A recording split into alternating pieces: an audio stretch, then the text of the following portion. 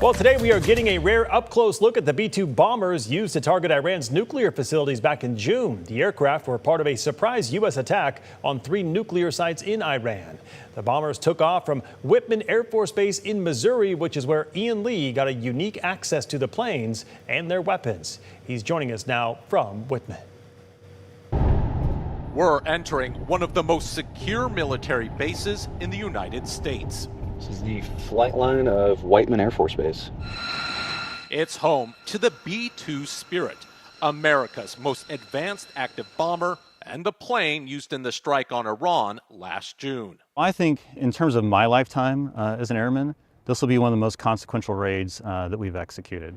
7 B-2 bombers, each carrying a crew of 2, flew 36 hours round trip to hit Iranian nuclear sites in Operation Midnight Hammer. So the B-2 is very advanced. Colonel Josh Whittela oversaw the mission. He commands the 509th Bomb Wing at Whitman Air Force Base in Missouri. We try to adjust our sleep cycles prior to the mission, and then on the mission you trade off as a team. The B-2 was over enemy territory for less than a half hour. What was going through your mind as your crews were flying? Huge amount of emotion. We were all cheering over in the squadron building when we knew they were safe. This is one of the bombers that flew the mission, the Spirit of California.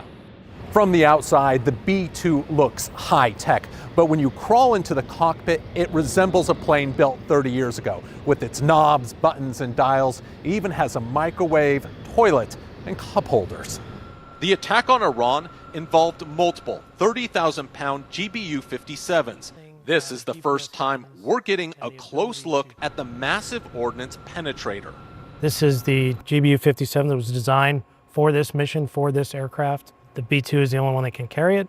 That's a big bomb. It is. Colonel Jared Kenish heads the National Guard's 131st Bomb Wing, which also flew in the mission. So those are the fins that guide the weapon to its target. So once it drops from the aircraft, those will pop out. 14 pilots flew the raid, but it took much more than that to be successful. And there's 4,000 total force airmen across hundreds of specialties. So when you look at a complex, global mission, all 4,000 of those people are working in unison, in secrecy, to make the mission happen. The B-2 is the present, and in the future, Whitman is going to be home to the next generation stealth bomber. The B-21 is currently being tested, and when I asked what's the difference between the two planes, I was told the B-2 is like a car phone from the 80s, and the B-21 is like the latest iPhone. Ian Lee, CBS News, Whitman Air Force Base, Missouri.